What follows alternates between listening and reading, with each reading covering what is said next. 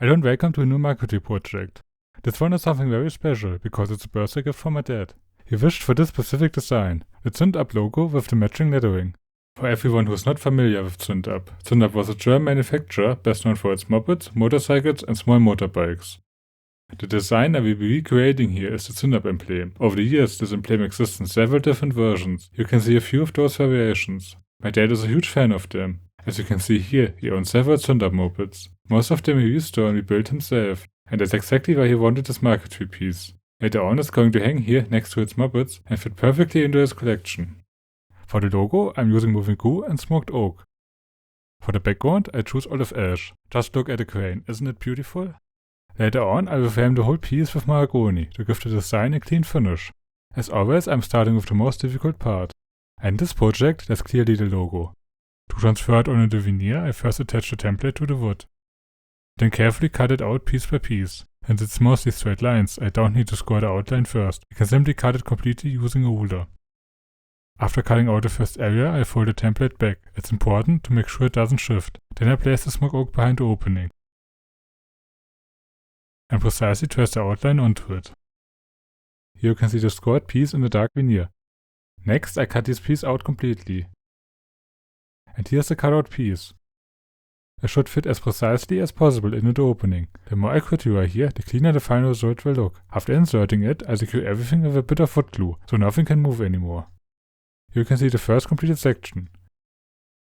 I now repeat this process for the entire logo, working through it piece by piece. Since the steps are very similar each time, I will show you the remaining progress through photos.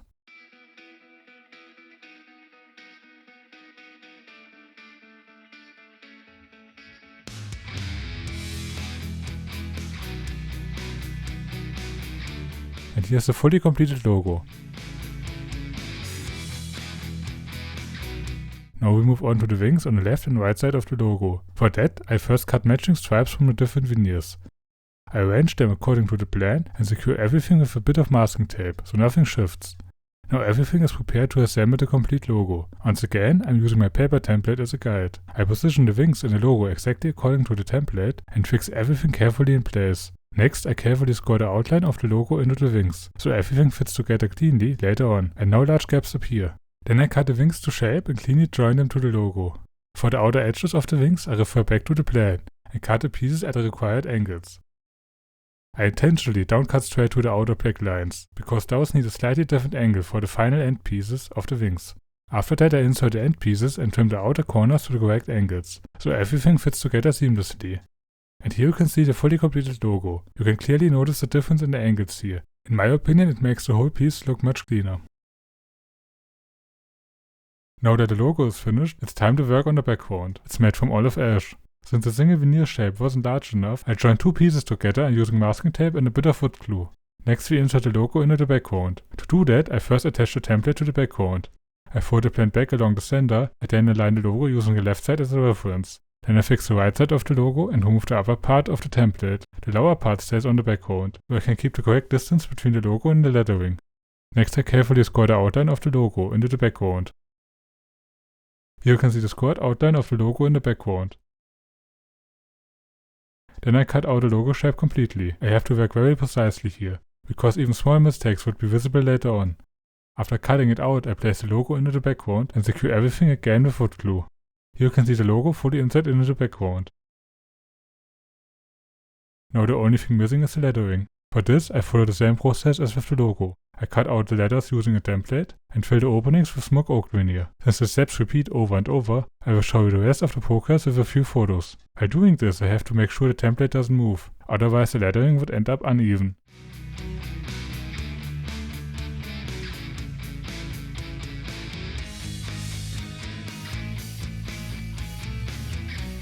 And here you can see the almost finished piece.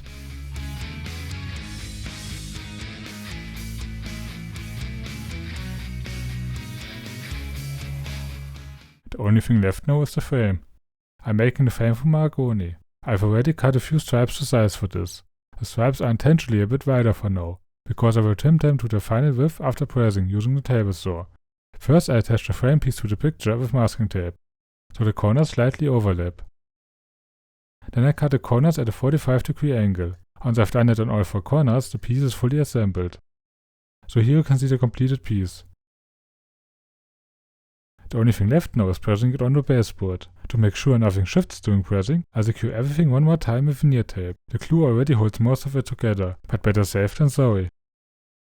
The masking tape on the back can now be removed. It only helped while I was assembling the pattern.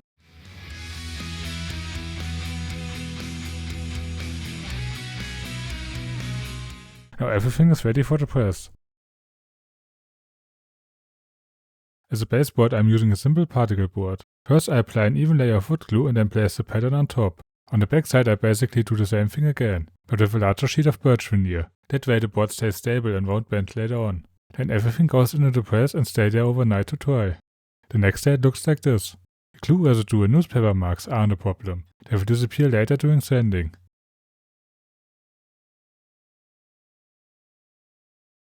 But first I remove the veneer tape. With a bit of water it comes off pretty easily.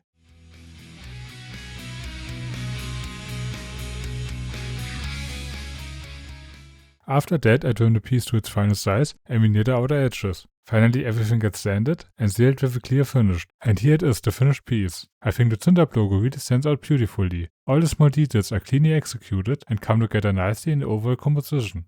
Especially the strong contrast between the smoke oak and the light pound core ash in the background makes a big difference here. The grain really makes the piece special. With the clear coat it stands out even more. And you can hardly tell that the background is made from 2 separate veneer pieces. The joint turned out really clean. The black lettering also fits perfectly into the design and stands out nicely from the background. The mahogany frame adds a warm contrast around the edges and gives the whole piece a clean and high quality finish. But the most important thing is, my dad absolutely loved the result. And here you can see where my dad hung the finished piece. Exactly where it belongs, right in between all of his Zündab mopeds. And with that another project is finished. This time with a bit more story behind it. If you enjoyed this project, feel free to leave a like and subscribe for more projects like this. Thanks for watching.